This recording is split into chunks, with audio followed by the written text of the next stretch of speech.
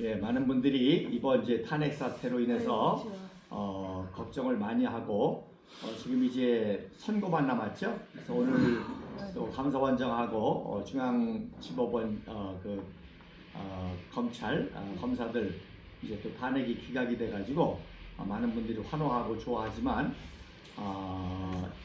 우리는 종북 좌파들을 그렇게 얕보면 안 됩니다.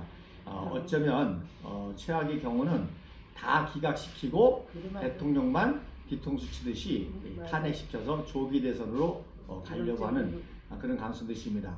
이 사태가 일어난 것은 사실 조기 대선입니다. 그래서 정상적으로는 이제 보수파를 이길 수 없기 때문에 그 다음에 또 이재명이 사법 리스크가 많기 때문에 그거 전에 먼저 조기 대선 하려고 하는 그런 정치적인 공작이기 때문에 이 사태가 또 그렇게 만만치가 않습니다. 더군다나 저들은 내란으로 몰았잖아요.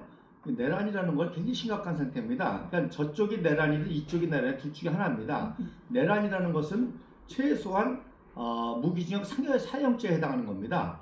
그러니까 탄핵을 반대하는 우리들은 완전히 내란, 저쪽에서 내란이고 우리 입장에서는 현직 대통령을 말도 안 되는 거짓으로 몰았기 때문에 그게 내란이죠. 그래서 이 싸움은 정말 둘 중에 하나가 죽어야 되는 마지막 싸움이 됐다고 봐야 되는 것입니다. 그래서 지금 양진영이 쫙 갈리고 있죠. 양진영이 쫙 갈리고 있어서 굉장히 어려운 상황입니다. 그래서 제가 또 말씀드렸지만 헌법재판소는 탄핵 선고는 내란하고는 또 별개의 문제입니다. 또 많은 분들이 내란죄로 몰았던 것이 다 거짓을 드러냈으니까 탄핵 기각될 거다 그렇게 예상하는데 내란죄하고는 전혀 상관없습니다. 헌법재판소 선고는 내란죄는 이미 검찰에 들어가서 수사에서 계속 여론몰이하는 거고 박근혜 대통령 때도 그랬잖아요. 계속 검찰이 수사하는 거는 자꾸 백성들에게 국민들에게 이런 죄를 졌다고 막 선동하는 거고 실질적으로 헌법재판소에서 인용한 거는 전혀 아닙니다. 뭐예요? 헌법을 수호할 의지가 없다라고 한 거거든요. 그러니까 이번에도 똑같은 거예요. 무리한 계엄을 해서 나라를 혼란하게 했기 때문에 헌법의 수호의 의지가 없다 하면 끝나는 겁니다. 내란하고 전혀 관계없는 거예요. 그런데다가 계엄령을 선포하는 과정에 국무회의의 절차가 문제가 있다. 그 다음에 계엄 요건, 전시나 전시에 준하는 요건이 아니라고 해석하면 끝나는 거예요. 그게 맞다고 해석하면 기각이고 이거는 전시에 준하는 사태가 아니다라고 해석하면 끝나는 거니까 해석이 문제인 겁니다.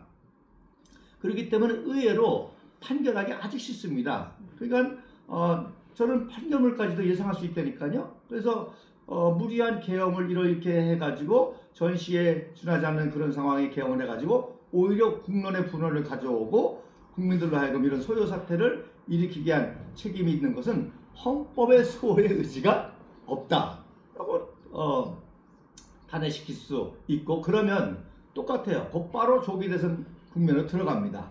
물론 이번에는 이제 첨예하게 대립하기 때문에 이제 대선 보이콧 운동도 일어날 수가 있습니다. 그래서 이런 그 심각한 사태에 우리가 정신 바짝 차리고 그래도 어떻게 해서든지 탄핵이 각하가 되도록 국민적인 무브먼트를 해야 되겠죠. 그래서 좀 다른 상황도 있습니다. 그때는 정말 우리가 처절하게 우리만 했는데 지금은 다행인 건 청년들이 자발적으로 일어나서 하고 있다는 것이 아주 고무적인 현상이고 그것이 굉장히 이제 영향력이 있는 활동이기도 합니다. 이번에 대학생들이 1차 시국선언 기자회견을 윤상현 위원회에서 2주 전에 했죠. 국회회관에서. 근데 이번에 2차 기자회견을 또 했습니다. 했는데 이번에 한 내용은 뭐냐면 전국적으로 기자회견을 하니까 이 종북좌파 세력 대진연이라고 대학생 진보연합이라는 단체가 있습니다. 이건 완전히 골수빨갱이 전위단체입니다. 완전히 그야말로 공산주의 청년동맹과 같은 아주 행동 그런 단체인데 그 단체들이 계속 방해를 한 거예요. 그러니까 그 대진년이 어떻게 방해했는지 그리고 대진년이 뭔지 속성을 기자회견을 국회회관에서 한 겁니다. 근데 제가 굉장히 깜짝 놀라기도 하면서 소망을 품은 게 첫 발표자가 연세대학교 김영이라는 여자 학생이 이제 발표를 했는데 대진년의 본성에서 발표하는데 뭐라고 하는 거 아니? 국부 이승만을 인정하지 않고 근데 그 말에 굉장히 충격을 받은 거예요. 왜? 국부라는 말은 종북좌파들에게는 굉장히 알레르기를 일으키는 그런 용어고 그런데 그거를 대학생이 그것도 국회회관에서 정치적으로 썼다는 거는 이건 엄청난 변화입니다. 그리고 오늘날 이 사태의 핵심을 짚어주는 얘기입니다. 오늘날 이 광복이후서부터 지금까지 계속 좌우대결이 있어 왔고 심지어 전쟁도 했고 또 그 이후로 계속 이념대결, 체제대결 모든 것을 지금까지 왔는데 어떻게 보면 저쪽 측에서 최후의 발악을 한 거죠. 그 핵심이 뭐냐? 국부 이승만 박사 그리고 5.16 반공 무혈 구국혁명의 박정희 대통령을 반대하는 겁니다. 맞아요. 이게 핵심입니다. 그래서 다른 말로 하면 정말 우리 국민들이 이제서야 국부 이승만 박사가 대한민국을 건국하고 구국하고 호국하고 또 5.16 반공 무혈 구국혁명을 통해서 박정희 대통령이 오늘의 한강의 기적을 일으켰다고 하는 이 사실을 국민들이 50% 이상 인정하게 될 때 이 전쟁을 끝낼 수가 있습니다. 그동안은 전해들이 아주 집요하게 친일파다, 군사 쿠데타다. 그래서 자기들이 민주화인 것처럼, 자기들이 정의인 것처럼, 자기들이 진실인 것처럼 국민을 속여서 지금까지 왔단 말입니다. 여러분 왜 북한 체제가 80년이 됐는데 안 무너져요? 어버이 수령이라고 하는 이 체제 하나로 3대 세습해서 저게 있는 거거든요. 근데 이제 북한 내부에도 점점 변화가 일어나고 있죠.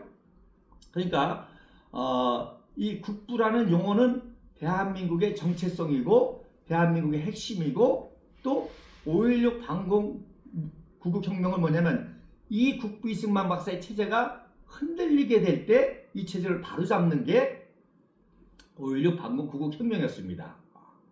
그런데 이 국부라는 용어를 청년 대학생이 그것도 국회의관에서 정치적으로 하게 했다는 것은 그건 굉장히 의미심장한 것이고 마지막 최후의 전쟁의 승리의 가능성이 있는 그런 거라고 봅니다. 이 국부라는 용어가 우리 민족에게 있어서 우리 역사에 있어서 뿐만 아니라 굉장히 중요한 용어예요. 그런데 제가 이제 전철 타고 택시를 타면서 많은 분들 만나면서 얘기하는데 1935년생 여자분을 만났어요. 91세죠. 해남 출신의 전주여고를 나왔습니다. 전주여고는 굉장히 명문입니다. 그래서 그분한테 국부 이승만 박사에 대한 인상이나 뭐 기억나는 거 뭐 있냐 했더니 갸우뚱 그러는 거예요. 그러니까요 역사라는 거는 그 시대에 살았잖아. 근데도 세월이 지나면 모르는 거야. 그래서 제가 대한민국을 건국하셨죠 했더니 그때서 맞다 그러는 거예요. 이제 생각이 그제서요. 그리고 6.25 전쟁을 겪었잖아. 그분이 유엔을 끌어들이고 미군을 끌어들여서 승리했잖아요. 그랬더니 그래요? 자기는 박정희 대통령 된 줄 아는 거예요. 박정희 대통령 하는 거예요. 그러니까 물론 이제 나이도 드셔서 또 기억이 잊어버리기도 하고 또 이제 뭐 시골에서 해방을 맞았고 전지여고 때니까 그때쯤이면은 한 15살이면은 50년 전쟁 날 때쯤에 전쟁 날 때. 근데도 전혀 그렇게 모르더라는 거야. 그런데 지금 2020년 학번이니까 한 25살 된 여대생인데 그 여대생의 입에서 국부 이승만 박사라는 말이 나왔다는 것은 굉장히 큰 변화인 거죠. 그래서 이 국부라는 용어를 제가 오늘 성경을 11개상을 읽은 이유가 뭐냐면 여기에 최초로 국부라는 개념이 나온 거예요. 자, 북이스라엘의 왕 요아스가 왕이에요. 왕인데 엘리사 선지자가 병들어서 죽게 되니까 병문안으로 온 거야. 근데 병문안을 와가지고 엘리사 선지자한테 뭐라 그래요? 내 아버지요, 내 아버지요 그러잖아요. 자기가 왕인데 엘리사 선지자 보고 내 아버지요, 내 아버지요, 이스라엘의 병거와 마병이요. 이 말은 뭐예요? 이스라엘의 국방 안보를 지켜주는 분이 엘리사였던 거죠. 맞아요. 그리고 국방 안보가 튼튼해야 경제 발전이 이루어지잖아요. 그래서 북이스라엘도 아하방 때 얼마나 어려웠습니까? 막 재난이 오고 비가 안 와가지고 그랬는데 엘리사가 나오면서 아람 군대를 막아주며 국방이 튼튼하니까 요아스 왕 때 굉장히 부강해졌습니다. 심지어 남쪽보다도 더 부강해졌어요. 그래가지고 그 다음에 남쪽의 아마샤 왕도 나름대로 강성해져가지고 에돔을 정복한 다음에 통일하려고 전쟁을 일으켰어. 북쪽을 상대로. 근데 어떻게 됐냐면 오히려 요아스 왕한테 패해가지고 아마샤가 포로 잡혀갔습니다. 그리고 에루살렘 성을 점령해가지고 임금을 다 탈취해갔습니다. 그러니까 무슨 얘기냐? 바로 이 국부라는 거는 정말 나라의 아버지야. 그래서 내 백성을 가족처럼, 내 국민을 백성처럼 안전하게 잘 먹고 잘 살게 하는 게 그게 왕의 사명이고 그게 국부의 개념이었다는 거죠. 그러니까 대통령 선서가 뭐예요? 헌법을 준수하고 국헌을 보호하고 국민의 생명과 재산을 보호하고 외적으로부터 이렇게 그러니까 국방과 안보와 경제 이거를 나라의 지도자로서 행하는데 바로 요시야가 이스라엘 왕이지만 엘리사 선지자를 국부로 존경했던 거죠. 그래서 내 아버지라 했던 거. 내 아버지. 이게 뭐야? 나라의 아버지라는 국부. 그래서 이게 성경적인 개념으로 국부의 개념이 있었고 그 다음에 현대사회에 와서 국부라는 말은 언제 제일 왔는 거니? 미국이 탄생하면서 자 고주몽이가 고구려를 만들긴 했지만 그건 왕정 정치잖아요. 왕정. 그리고 또 대조영이가 발해를 했지만 그것도 왕정이고 또 세습으로 이어지잖아요. 그런데 인류 역사상 최초로 바로 미국에서 아메리카 합중국이 만들어졌단 말입니다. 헌법을 기초로 해가지고 자유민주주의, 오늘 자유민주주의라고 하는 이런 새로운 나라가 세운 거죠. 새로운 나라. 새로운 나라를 세운 사람들이 있잖아요. 그래서 이 사람들을 파운딩 파더라고 하는 거야. 그래서 원래는 조지 워싱턴이 초대 대통령이긴 하지만 조지 워싱턴의 개인의 능력만으로 된 게 아니라 함께 그 독립운동가들이 있었잖아요. 특별히 미국에서는 20명을 선정합니다. 20명을 선정해서 그분들을 파운딩 파더스라고 그래. 그러니까 국부들이라고 그래. 국부들. 그래서 외교에 있어서는 벤자민 프랭클린, 외교의 아버지. 또 교육 분야에서는 디킨슨, 그 유명한 패트릭 헨리 같은 사람은 자유가 아니면 죽음을 달라. 그래서 자유의 아버지. 그 다음에 토마스 제퍼슨은 독립선언서를 또 썼잖아요. 그럼 독립의 아버지. 그래서 이렇게 또 법의 아버지, 또 행정의 아버지. 제임스 아담스 같은 경우는 초대 부통령이면서 그 행정 체계를 잡았다 그래서 행정의 아버지. 그 다음에 알렉산더 해밀턴은 오늘날 집회에도 나오잖아요. 그 금융, 미국의 은행과 이런 금융, 재무. 그래서 그분을 금융의 아버지. 이렇게 해서 20개 분야의 아버지를 이제 파운딩 파더스라고 하는데 그 중에서도 이제 초대 건국 대통령이 된 조지 워싱턴을 국부라 그렇게 얘기하는 거죠.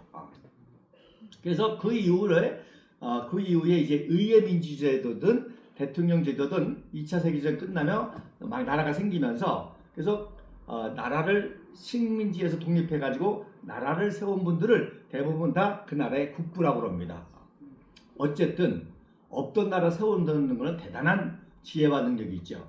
여러분 인도네시아도 스카르노라는 사람이 국부인데 국부를 존경해. 인도네시아 사람들 국부를 존경해요. 근데 이분이 얼마나 탁월하냐면 독일에서 네덜란드에서 건축학을 한 사람입니다. 그리고 독일어도 하고 영어도 하고 4개국어에 능통한 사람이에요. 인도네시아는요, 똑같은 건물이면 건축허가가 안 나와. 아파트도요, 동마다 다 달라. 왜? 건축학과 출신이거든. 그래서 인도네시아 건축이 굉장히 발달했습니다. 그래서 제가 인도네시아 선교사 했을 때 내 조카가 삼촌이 있으니까 인도네시아 방문했다가 그걸 보고 감동을 받아가지고, 얘가 중학교 때인데 그걸 감동을 받아가지고 건축학과에 들어갔습니다. 중앙대. 그래서 지금 현대 건축연구소에 있어요.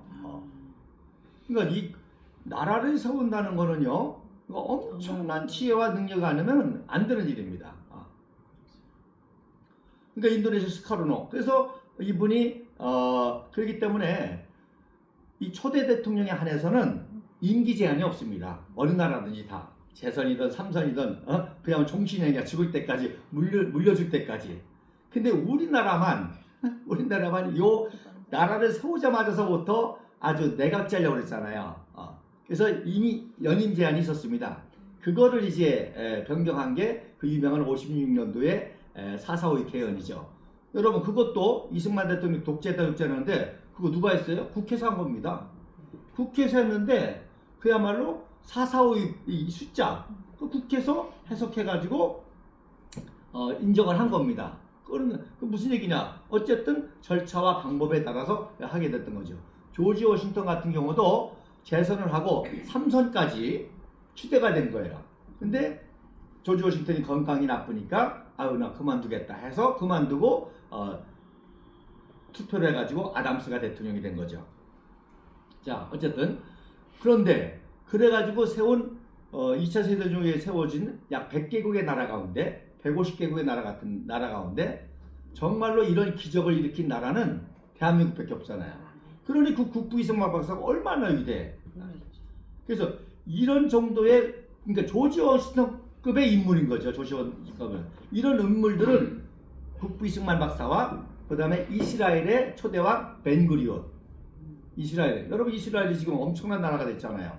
그 다음에 서독의 아데나워는 거기는 독일이라는 나라가 있었잖아요. 그러나 어쨌든 패전해가지고 그 패전을 겪고 서독이라는, 거기도 똑같이 동독과 서독이 나뉘었었는데 동독은 거지가 나라가 되고 서독은 라인강의 기적을 일으키기 때문에 독일인들에게 있어서 아데나워는 국부와 같은 존재입니다. 그리고 이제 10년 후지만 1959년도에 싱가폴, 리콴유 같은 사람, 이 싱가폴이라는 아무것도 없어. 그 싱가폴에 그 불모지 땅이에요. 근데 그 싱가폴이라는 나라를 지금 세계 1위 국가로 만들었잖아. 아테네 거의 7만 불입니다. 도시국가지만. 여러분 싱가폴 많이 가보셨잖아요. 그 싱가폴이라는 나라 여러분 기억나시는 거 뭐 있어요? 태영, 아직도 태영 있잖아. 이게 태영. 그러니까 가지고서는 뭐 아주 후진국이다 어쩐다 그러는데, 그러니까 범죄율이 없지. 범죄율이 없으니까 선진국이지. 그래서 클린턴 대통령 때 미국 유학생이 청년인가가 매 맞았잖아요. 그래가지고 뭐 미국에서 얼마나 로비를 했다고. 야, 이거 인권이라. 자기 미국계 대학생이 태형을 맞으니까, 엉덩이를 까고 맞으니까 그렇게 로비했지만 리콴유가 때렸습니다. 그러니까 범죄율이 없는 거. 그 다음에 여러분 침 뱉으면 벌금 낸다는 얘기 들었죠? 뭐 껌 뱉으면. 그게 벌금 때문이 아니라 리콴유가 우리가 잘 살려면 선진국 사람들이 와서 편안하게 사업을 해야 우리가 잘 산다. 그러니까 그분들이 편안하게 잘 살 수 있으려면 안전해야 되고 깨끗해야 된다. 그래서 만드는 거예요. 그리고 강력한 법치주의를 하니까 여러분 중국인들이 얼마나 이 돈에 예민해. 그러니까 중국 사람들이 그러지. 돈이 무서워서 법을 지킨다는 거예요. 벌금을 때리니까. 그러니까 싱가포르 나라가 범죄가 없는 나라, 청년결백한 나라, 공무원 최고 엘리트들이 공무원이고, 그러니까 최고의 대우를 해주니까 공무원들이 뇌물이니 이런 거 할 필요가 없어요. 어쨌든 그런 분들이 이 파운딩 파더 조지 워싱턴과 같은 국부라는 인정을 여러분 이제 아프리카에 그 무가베라는 독재자가 있었죠. 그 사람도 교사 출신으로 영국 유학생으로 천재였습니다. 그래서 아프리카 어떤 나라를 세운 거예요. 근데 마지막에 이 독재하고 하니까 아주 거지 같은 나라가 됐죠. 그래도 그 나라는 그래도 나라를 세웠다가는 국부로서는 인정을 하는 거예요. 그런데 우리나라는 보세요. 정말 아시아 최초의 미국 같은 나라, 자유민주주의 국가 시스템이 그대로잖아요. 세워졌고, 그리고 심지어 국제공산 세력. 여러분 1949년도 장개석이가 도망갔잖아요. 모태뚱이한테 졌어요. 모태뚱이한테 져가지고 49년도에 대만으로 쫓겨났다니까. 근데 이승만 박사는 누구? 모태뚱이 이겼잖아요. 스탈린 모태뚱이 이겼잖아요. 얼마나 위대해. 그러니까 장개석이가 쩔쩔매지. 이승만 박사 앞에서 정말 창피한 거야. 자기는 모태뚱이한테 져가지고 대만에 쫓아나갔는데 이거는 뭐 유엔을 끌어들이고 미국을 끌어들여 가지고서는 전쟁을 막고, 또 요즘에 이제 청년들이 점점 깨달을 거예요. 이 러시아 우크라이나 전쟁 보면서 젤렌스키 빌빌빌빌 되잖아. 근데 이거는 6.25 이승만 박사가 트루먼하고 아이젠하워를 아주 가지고 노네. 그 휴전 조건으로 지금 광물 자원 다 뺏기잖아요. 트럼프한테. 야, 내가 니네들도 도와주느라고 전비를 500억 불을 줬는데 우리도 본전 뽑아야 되지 않느냐. 그 광물 다 가져가겠다는 거예요. 할 수 없이 지금 안 해줄 수가 없어. 근데 우리는 휴전 조건으로 다 가져와. 야, 우리 휴전하면 우리 국방하면 어떻게 해? 우리 국방 봐야 되니까 군사 원조 4억 불 가져와. 그 다음에 우리가 국방 한 번만 하냐? 경제도 이제 해야지. 8억 불 가져. 그래서 1년 예산 1억 불일 때, 그 당시 우리 대한민국 예산이 1억 불인데 8억 불을 가져오는 거예요. 엄청난 거죠, 이거는. 그러니까 이거 하나만으로도 대한민국 사람은 아침 저녁으로 감사해야 돼요. 그러니까. 그런데다가 이건 공식적인 거고, 비공식적으로 기독교 단체, 민간 단체, 적십자 이렇게 해서 끌어들인 게 또 이 8억 불이야. 엄청난 거죠, 엄청난 거. 꿀물까지 다 가져왔어. 엄청난 거죠. 그러니까 여러분 보세요. 우리가 전쟁 날 때 비행기가 한 대도 없었잖아. 탱크가 한 대도 없었잖아요. 휴전하고 2년 만에 1955년도에 세계 군사력 5위까지 올라갑니다. 탱크 비행기 막 퍼레이드가 하잖아요. 자, 53년도에 휴전했죠? 55년도 2년 후입니다. 근데 국군의 날 퍼레이드를 하는데 탱크가 지나가고 제트기 섹시가 지나고 막 그래. 그거 다 공짜야. 우리가 산 거 하나도 없어. 다 미국 지원해가지고. 아니 이런 인물이 세상에 어디 있냐고. 그래서 제가 이런 거를 요즘에 영상으로 계속 올리고 하니까 댓글을 보는데 아주 재미난 댓글이 많아. 도대체 이승만 박사 연구하면 연구할수록 이 사람 무슨 뭐 대한민국 구원하려고 외계에서 온 인물 같다는 거야. 그리고 또 많은 분들은 또 잘못 배워서 너무 죄송하다. 잘못 배워서 너무 죄송하다. 너무 감사하다. 알면 알수록 어선주다. 제가 누누이 말하지만 이승만 박정희 대통령에 대해서 여러분이 알고 있는 나쁜 거 100%다 조작입니다. 연승만 한강다리 폭파했다. 아까 말한 4.4.5 개헌, 또 뭐 52년도에 발치개헌. 여러분 지금 우크라이나 대통령 선거를 해야 되는데 전쟁을 핑계대고 안 하고 있어요 지금. 그러니까. 그리고 젤렌스키가 요놈이 여러분 이 이제 잘 몰라서 그렇지 트럼프가 왜 강력하는 거니? 젤렌스키가 이거 뇌물을 지금 먹고 있단 말입니다. 전쟁하면서. 네. 아주 그냥. 그러니까 대통령 선거도 안 하고 미루면서 이렇게 하는 거예요. 그러니까 여러분 생각해 보세요. 이승만 박사가 그렇게 독재자고 친일파고 하면은 누가 도와줘? 누가 도와줘요? 청렴결백하고 애국적이고 그런 고도의 국제외교 전략을 가지고 있으니까 안 도와줄 수가 없는 거예요. 심지어 이승만 박사를 도와줘야 세계 평화가 오고 미국이 안정되고 해야 됐다고 하는 그런 인식이 있으니까 도와주게 되죠. 쉽게 생각해 보라고. 그래 좌파들이 독재자도 한강론 했는데 아니 한강론 한 사람 미국 왜 도와줘? 바꿔버리지. 그리고 그렇게 실제로 하려고 그랬어. 왜? 하도 이승만 박사 요구하는 게 많으니까 하려고 했는데 이승만 박사가 만든 게 그게 발치개헌입니다. 좋아? 대통령도 직선제를 해봐. 직선제 하니까 70%가 나왔네? 미국이 꼼짝 못하지. 미국에서는 하도 이승만 박사가 그렇게 그냥 하니까 골치 아프니까 제거하고 장면이를 세우려고 그랬어요. 맞아, 장면 세우고 조병욱이 세우려고 했답니다. 네. 그 공작을 했습니다. 저- 그리고 그 유명한 에벌레디 암살하려고 했습니다. 근데 다 부하들이 말린 거예요. 직접 이승만 대통령하고 전쟁한 미군의 클라크 사령관이라든지 벤프리트 장군이라든지 이런 분들의 생각은 다르거든. 이분이 있어야만 대한민국 지키는 정도가 아니라 국제 공산사회를 막을 수 있다. 다 반대한 거예요. 일부러 실패하기도 한 거죠. 근데 어쨌든 그래서 이승만 박사는 좋아 그럼 선거해. 그래가지고서는 그게 바로 직선제 선거입니다. 발칙이에요. 그리고 국회에서 지랄 발광했을 거 아니야. 그러니까 이승만 박사가 전시니까 계엄령을 선포한 거예요. 그리고 국회의원들 반대하는 국회의원들 조사한다고. 그리고 혐의가 있었거든 또. 종북 좌파들이 국회의원들 쑤셨거든요. 심지어 6.25 때 유시태가 암살하려고 했습니다. 그래서 이승만 박사 연설하는데 바로 뒤에서 권총을 쐈어. 근데 이게 격발이 안 된 거야. 그러니까 잡았지. 그놈을 사주한 게 누구냐? 김시현 국회의원입니다. 그러니까 옛날에 국회의원이야. 지금 그래가지고 징역을 받았거든요. 언제 석방됐어요? 장면 내각제 정권 때.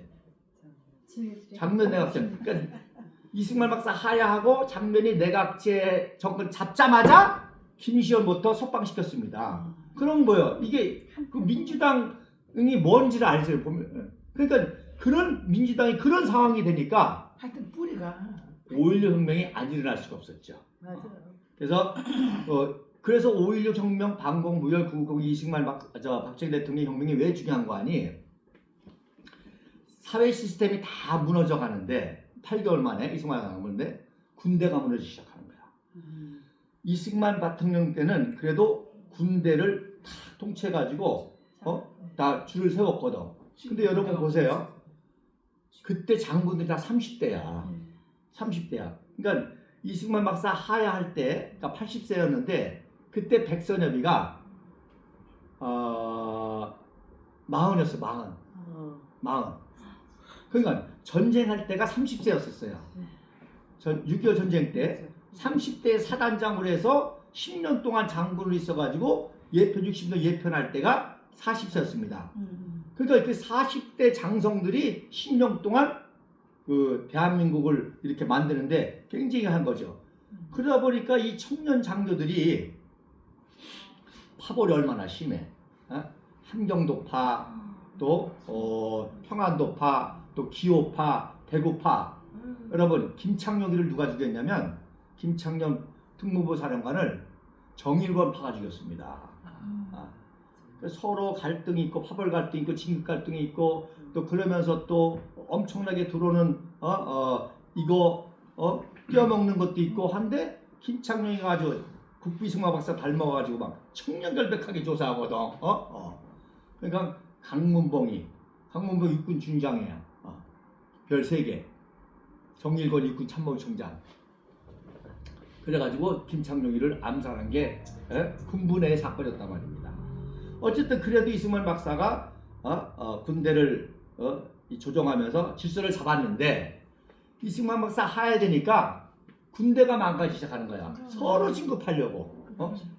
그러니까 국방부 장관이 8개월 동안 3번이 바뀌네. 참모총장이 4번이 바뀌네. 그리고 진급의 정체가 오는 거예요. 그러니까 말한 대로 40세까지 별 4개를 해먹으니까 밑에 미국에 유학 갔다 온 젊은 장교들이 10년 동안 소종 달고 10년 동안 중령 달고 있는 거예요. 그러니까 개혁운동을 한 거든 그게 64, 8기생이에요.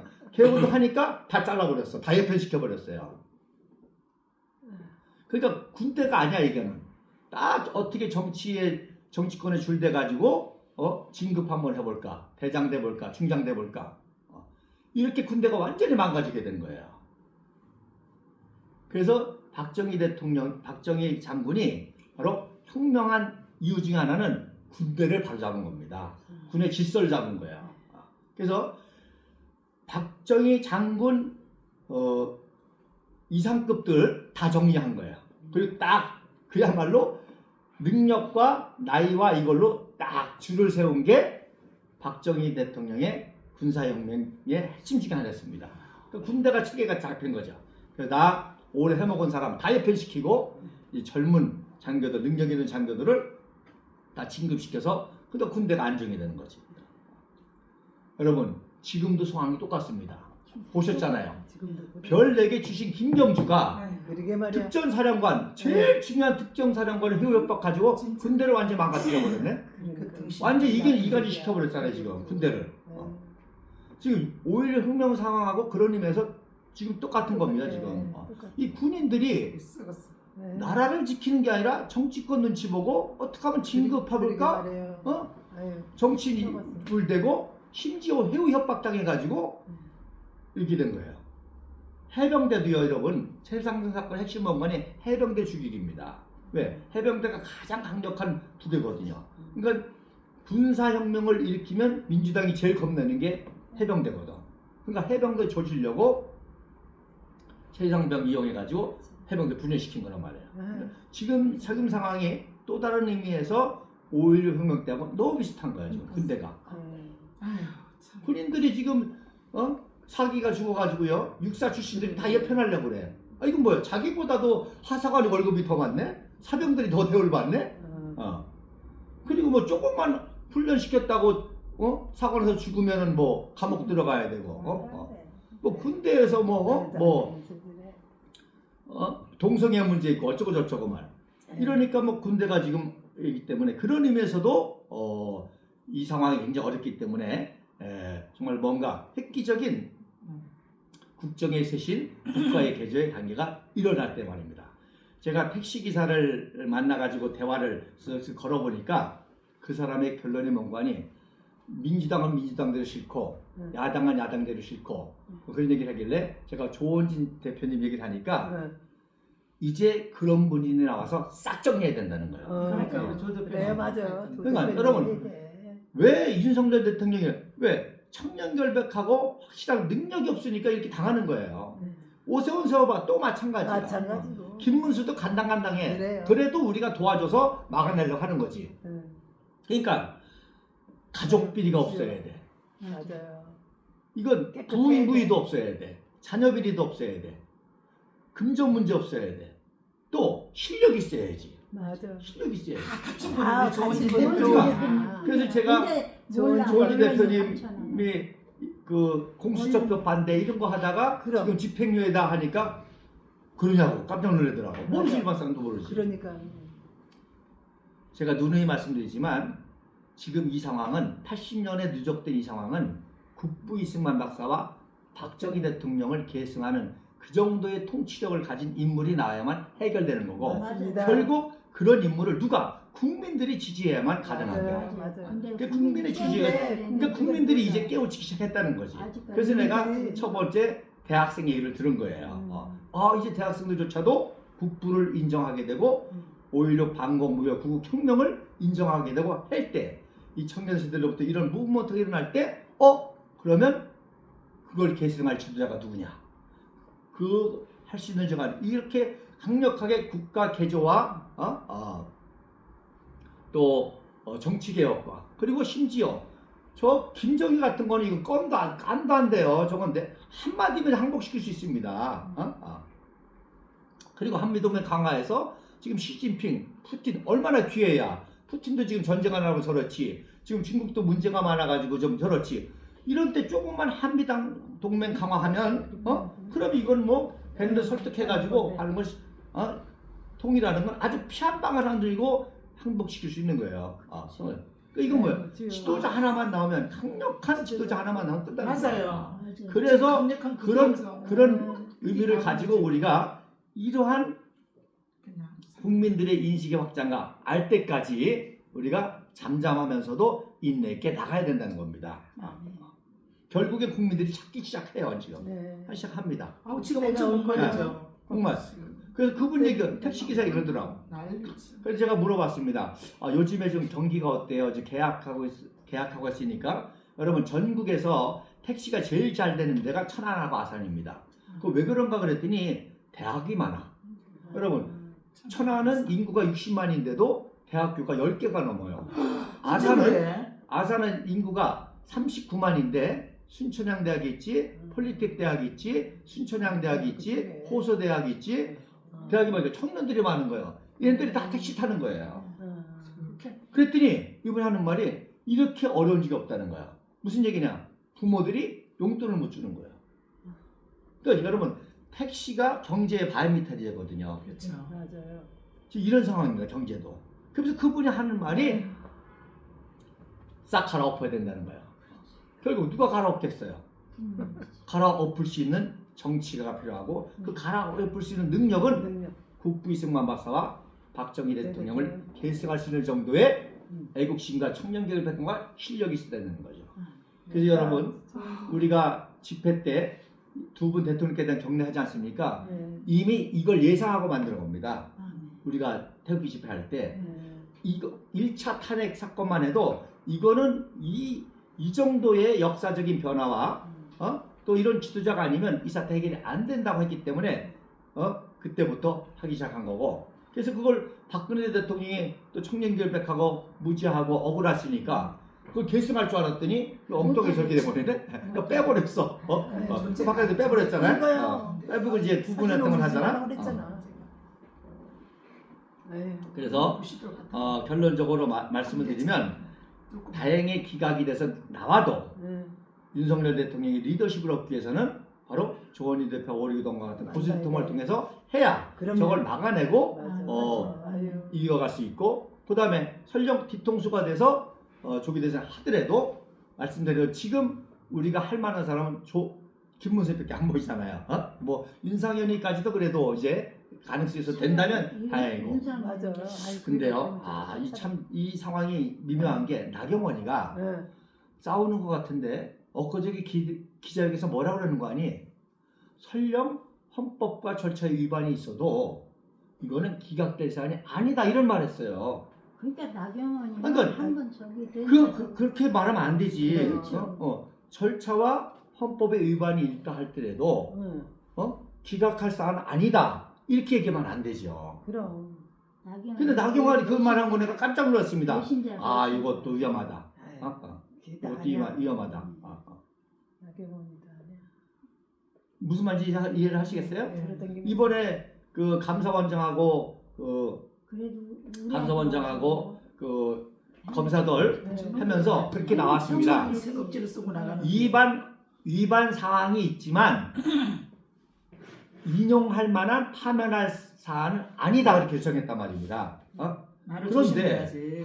대통령 탄핵 문제를 나경원이가 그거 지가 뭘? 절차와 법차와 위법이 있다 할지라도 아이고, 뭐 기각할 사안은 아니다라고 얘기하는 거는 상당히 심각한 사안인데. 앞뒤가 안 맞잖아요. 그러니까 앞이 안 맞잖아요 지금. 앞뒤가 그런 네. 얘기를 말을 해. 그러니까 겉으로 보면 네. 겉으로 기각해달 얘기거든. 네. 겉으로 보면은 기각해야 된다라고 하지만 능력이 앞에 없어. 그래, 앞에 그 그 말이야, 말을 맞아. 한 거는 나경원 심각한 원래 문제죠. 심각한 그럼요. 문제. 각하돼야 된다는 얘기를 돌려서 얘기한 거 아닌가요? 그 각하를 해야 된다고 얘기를 하면서 그 앞에 있는 말을 하면 안 되지. 그러니까 교육을 할 때 절차라든지 이런 게 조금 좀 미흡해도 각하를 해야 된다. 네. 그 말 했는데 네. 그 말 하면 안 되는 거죠. 그러니까 절차와 위법이 있다는 말을 하면 안 되지. 그러니까 너 잘못한 거 있다고 이거 그렇지. 시인을 하면 안 되는 안 되는 거지. 거지, 그거는. 앞뒤가 안 절차가 맞네. 위법이 어. 없는 거지. 그러니까 맞지라는 저기야 거야. 저것들은 보통이 아니잖아. 교육할 때는 법과 이런 문제를 이재명이 통치권 차원에서 건드리면 안 되잖아요. 그러니까 이거는 당연히 대통령의 통치 행위로서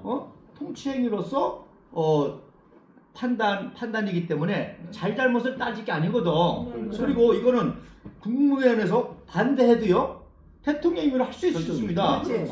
자 우리가 회의하잖아. 그래서 반대견 내도 그러나 지도자 입장에서는 그래도 필요하다고 할 수 있는 거거든요. 그럼 그리고 내용도 마찬가지고.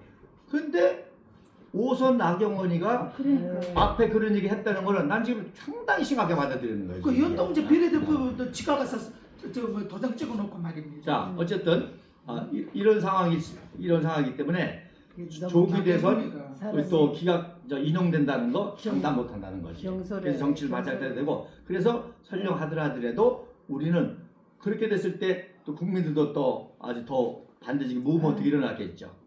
그럴수록 정말 이런 어려운 난국 사태를 해결할 그런 지도자를 찾게 될 때에 그 때가 있다는 거죠. 그래서 그런 믿음과 확신과 믿음을 가지고 아이고. 우리 동지들이 그렇죠. 나갈 수 있기를 바랍니다. 아, 예, 네. 감사합니다. 네. 자, 우리 기도할게요. 이거 지금 이제 우리 조원진 대표님이 좀 나경원에 좀 코치 좀 해주시.